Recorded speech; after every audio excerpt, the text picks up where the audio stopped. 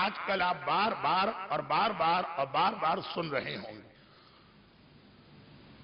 کہ روزی اور روزگار کے لیے بہترین جو عمل قرار دیا گیا، شیخ عباس قمی نے مفاتیح الجنان میں اپنے الفاظ میں یہ لکھا کہ جسے یہ عمل مل جائے، سمجھے اسے کبریت احمر، ریڈ سلفر، سرخ گندھک جو دنیا میں بہت کم ہوتی ہے، جیسے آج کل شاید یورنیم، وہ مل گئی۔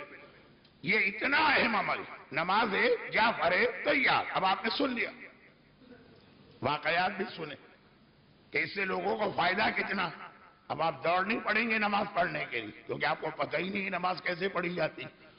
آپ پہلا سوال عمل بتانے والے سے پوچھیں گے کہ بھئی آپ نے اتنی فضیلت بتا دی نماز جعفر طیار کی، خود جعفر طیار ہی کی فضیلت اتنی زیادہ ہے کہ اگر ادھر گیا تو یہ پورا عشرہ جعفر طیار اور ان کے خاندان کے حوالے سے ہو جائے گا۔ لیکن خالی یہ نماز ایک تحفہ جو جعفر طیار کے ذریعے سے ملا، بلکہ اس نماز کا دوسرا نام ہی ہے الصلاۃ الحبوہ، تحفے والی نماز، گفٹ۔ نماز کا نام ہی ہے گفٹ والی نماز، لیکن آپ نہیں پڑھیں گے، چاہے اس کے کتنے ہی فضائل اور کتنے ہی فائدے کیوں نہ بتائے گا، کیونکہ پڑھ ہی نہیں سکتے۔ طریقہ معلوم ہونا چاہیے۔ ابھی بھی اسٹل اتنے رائج ہونے کے بعد کچھ ایسے لوگ ہیں کہ جب اعلان ہوتا کہ فلاں کا انتقال ہو گیا، نماز وحشت قبر پڑھیں، پوچھتے ہیں کہ طریقہ تو بتائیے۔ تقریباً 70-80% مومنین کو طریقہ معلوم ہو چکا، لیکن پھر بھی جنہیں نہیں معلوم وہ نماز پڑھنے دوڑیں گے نہیں۔ زمانے کے امام کی ایک نماز امام زمانہ بڑی تاکید آئی، کہا کہ غیبت میں مومن کی یہ 4-5 ذمہ داریاں خاص اپنے امام کے حوالے سے، دعائے عہد کم از کم 40 دن پڑھ لے۔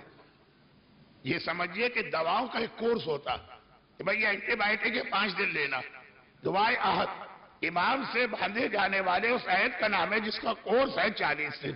اب یہ بہت سے لوگ یہ کورس کمپلیٹ کر چکے ہیں، اس کے دہرانے میں کوئی حرج نہیں، لیکن 40 دن۔ یا دعائے ندبہ، کہا کہ یہ غیبت میں امام سے تمہارے رشتے کو مستحکم کرنے والے 4-5 عمل۔ یا ماہ رمضان میں دعائے افتتاح، یا روزانہ کم از کم 1 مرتبہ دعائے سلامتی ہے امام زمانہ، اور ان میں ایک ہے کہ ہر شب جمعہ دعائے نماز امام زمانہ۔ اب یہ کہا کہ مومن کی ایک پہچان یہ کہ وہ غیبت میں اپنے رشتے کو امام سے کٹنے نہیں دیتا۔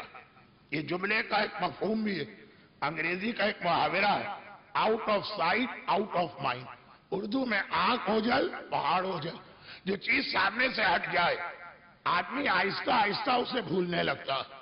یہ اس عزاداری اور صفِ عزا کا ایک اعجاز یہ بھی ہے کہ ہم کوئی چیز بھولنے نہیں پاتے ہیں۔ کیسے بھولیں؟ یہ عزاداری، حسین کی قربانی، اسلام کی ہر چیز ہر وقت ہمیں یاد دلاتی ہے۔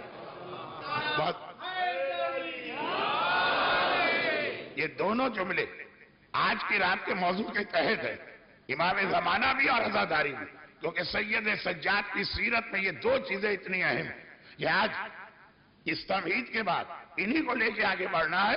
میں کچھ لوگوں کے چہرے پر حیرت کے آثار دیکھ رہا تھا کہ کیا مولانا یہ بھول گئے کہ آج کی رات شب شہادت ہے؟ نہیں، مجھے یاد ہے اور میں اسی کی تیاری کر رہا، لیکن اپنی جگہ یہ تمہید خود بہت اہم ہے۔ تو وہ بات یہ ہوئی کہ یہ رشتہ جو ہے امام سے غیبت کی وجہ سے کمزور نہ پڑنے پائے، تو یہ 4-5 عمل بتا دیے، جن میں باقی چیزیں تو سمجھ میں آ گئی۔ دعائے ندبہ، دعائے سلامتی ہے امام سے، اس بچے کو بھی یاد ہو چکی، لیکن نماز امام زمانہ کیا؟